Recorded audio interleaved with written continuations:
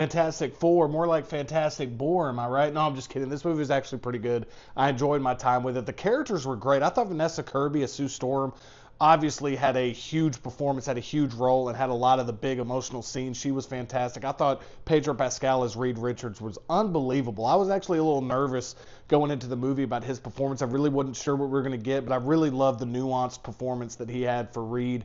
I really had a great time with that character and loved the arc that his character had throughout the movie.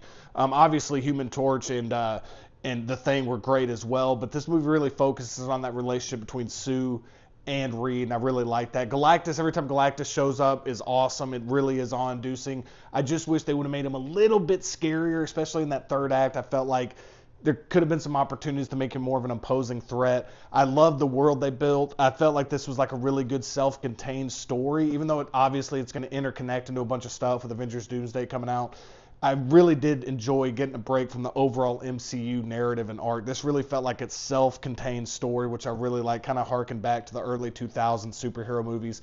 And again, the retro setting, I loved how they did the talk shows, the newspaper clippings, the cartoons, all that stuff, the box of cereal. I loved all that stuff. The moments that really shined for me was definitely when the family was all together and they were, all getting to interact, and you could kind of see how great the chemistry was. Really great sequence when they go and they talk to Galactus. That whole sequence there with Julia Garner, Silver Surfer shows up. I think that's when the movie reaches its highs. There's a little bit of pacing issues from time to time.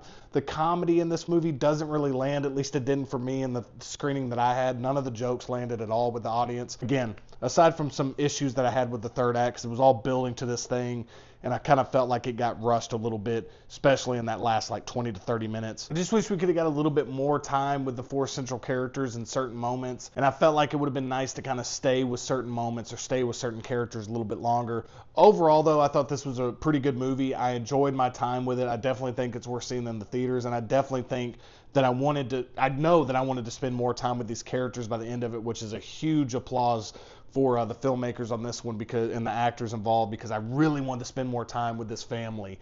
And I think that's a great sign going into Avengers Doomsday and some of these other movies, that I wanted to spend more time with the characters that were created on the screen. This really felt like the Fantastic Four family, and I really, really enjoyed that aspect of it. So let me know what you thought about it in the comments below for Fantastic Four First Steps.